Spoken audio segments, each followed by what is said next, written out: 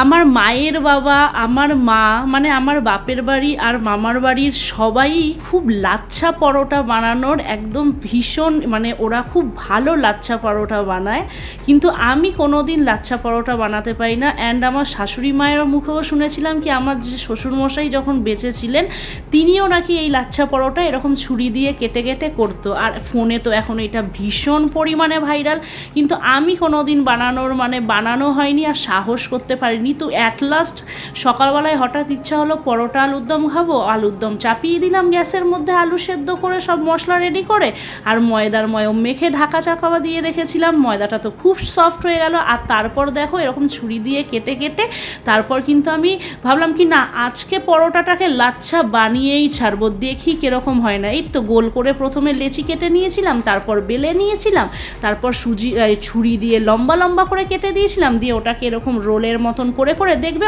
অনায়াসে উঠে যাবে, কোনো প্রবলেম হবে না। আমি যেরকম ভয় পেয়েছিলাম তোমরা একদমই পেও না। আর জানি প্রথমবার একটু ভুলচুক হবে, তারপর কিন্তু সব কিছু রান্নাও করতে করতে প্রমিনেন্টে চলে আসবে। আর তারপর এরকম লেচি কেটে রোল করে হাত দিয়ে একটু লম্বা লম্বা করে এরকম গোল গোল করে ঘুরিয়ে দেবে, দেখবে একদম গোলাপ ফুলের মতন দেখতে হবে।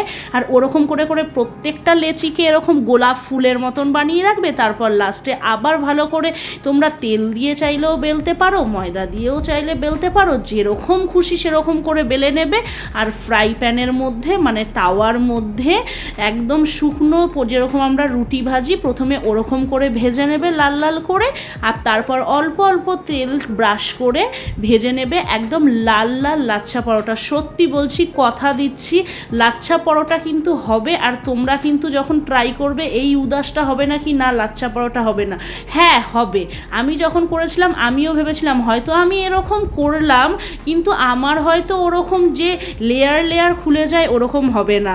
কিন্তু আমি যখন বানালাম আর যখন পুরো পরোটাটা রেডি হলো, সত্যি বলছি তোমরা এইখানেই দেখো কীরকম লেয়ার লেয়ার লেয়ার লেয়ার হয়ে গেছে। হ্যাঁ, আর ছুরি দিয়ে যখন তোমরা লম্বা লম্বা করে কাটবে, যতটা সরু সরু করে কাটা যায় চেষ্টা করবে ততটা সরু সরু করে কাটানোর, বেশি পরিমাণে লম্বা লম্বা করে লেচিটা বার করা, তাহলে কিন্তু এই যে লেয়ারটা আছে সেটা কিন্তু বেশি হবে। আর গরম গরম পরোটা আর আলুর দম আর বাইরে ঝমঝমিয়ে বৃষ্টি কীরকম লাগবে বলো? আমাদের তো দারুণ লেগেছিল, আমার বর তো খেয়ে একদম পুরো ফিদা হয়ে গেছিলো।